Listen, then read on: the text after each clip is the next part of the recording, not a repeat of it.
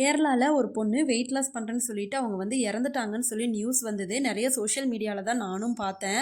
Even வந்துட்டு அவங்க எவ்வளோ தூரம் ஹர்ட் ஆயிருப்பாங்க. 60 கிலோ தான் இருந்தாங்க போல. கரெக்ட்டான வெயிட் தான். ஏன் இப்படி பண்ணாங்கன்னு எனக்கு தெரியல.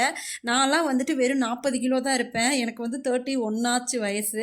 எத்தனையோ பேரு என்னென்னமோ வந்துட்டு என்னைய சொல்லுவாங்க. எனக்கும் ரொம்ப ஹர்ட் ஆகும். ஏன் இப்படி இருக்க? அப்படி இப்படின்னு நெறைய பேசுவாங்க. முதலைலாம் ரொம்ப நான் ஃபீல் பண்ணிட்டு இருப்பேன். பட் இப்ப வந்துட்டு யாரு என்ன சொன்னாலும் இந்த காதுல வாங்கிட்டு அந்த அந்த காதுல கூட விட மாட்டேன். அதே காதுல அப்பவே மறந்துட்டு அடுத்த வேலைய பார்ப்பேன். நான் தயவு செஞ்சு மத்தவங்கள வந்துட்டு நம்ம குறை சொல்லக்கூடாது. உடம்பவோ, ஸ்கின் டோனவோ வாட்டெவர் எதையுமே வந்துட்டு சொல்லக்கூடாது. அவங்கவங்க பேசாட்டுக்கு அவங்கவங்க வேலைய பார்த்தாலே இங்க பாதி பிரச்சனை வராதுன்னு தான் நான் நெனைக்கிறேன்.